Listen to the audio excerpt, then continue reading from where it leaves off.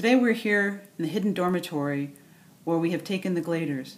We are interviewing Thomas to discuss his experience living in the maze. Thomas, what was it like when you arrived in the Glade and remembering nothing besides your first name?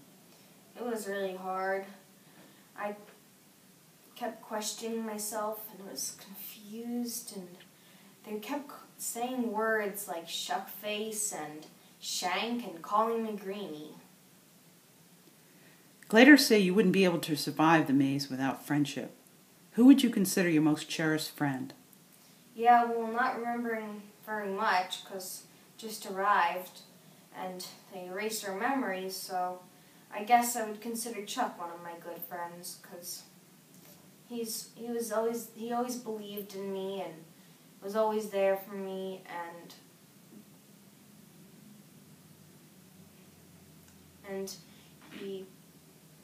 and I loved him like a brother, even though at times he was really annoying. Wow, is it true that Chuck saved your life? Yeah, it was really hard because I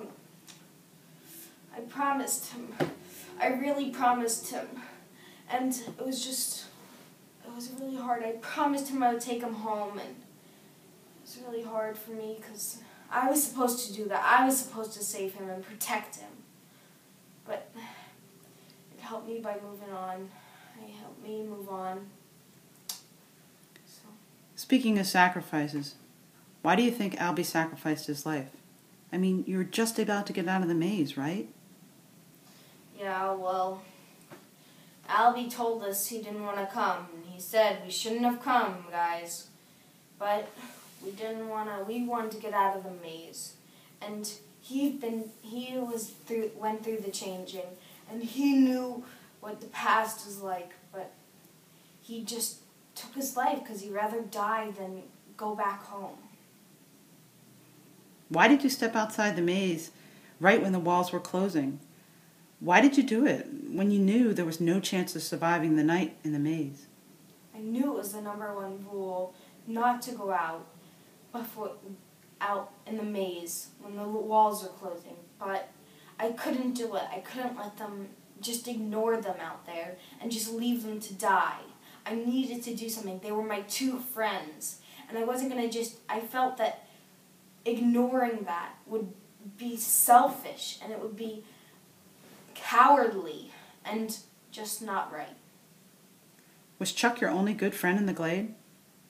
Well, yes. In the beginning, when I first got to the Glade, it was hard to...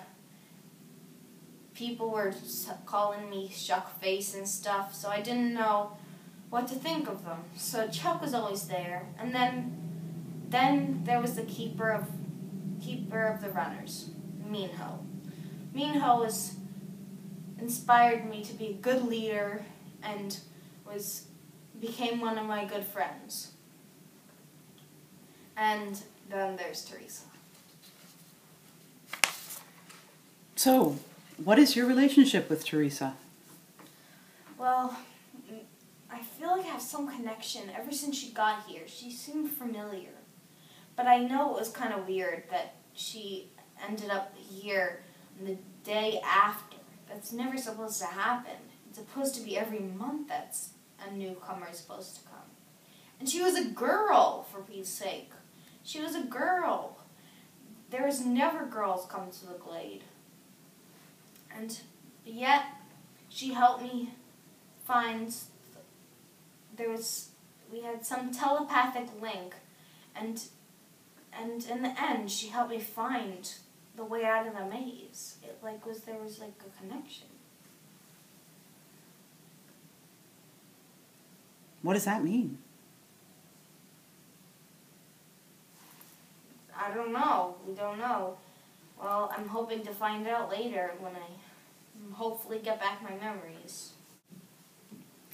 Despite the fact that the Gladers have been in prison for 2 years, why are they still trying to solve the maze? I mean, why don't they just stop trying? Well, to stop trying means to give up. And trying to solve the maze gives them a sense of hope.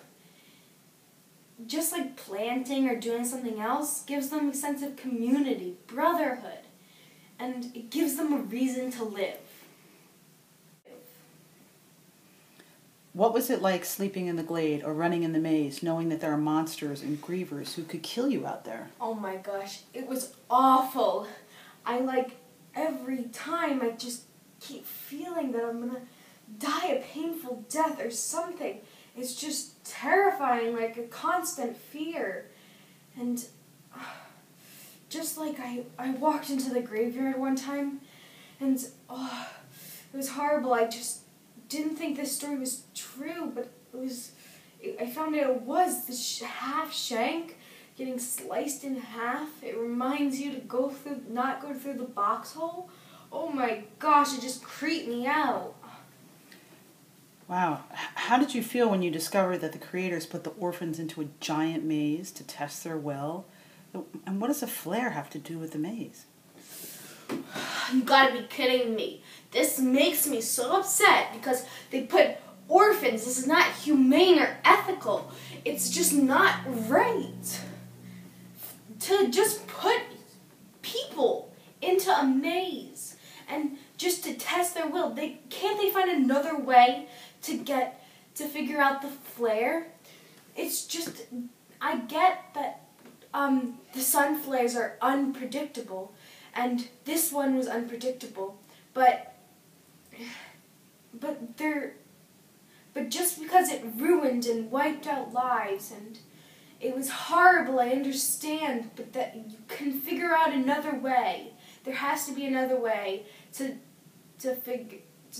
find a solution to the flare. Why did you run after the griever? Some people consider that brave, and some people just consider that stupid.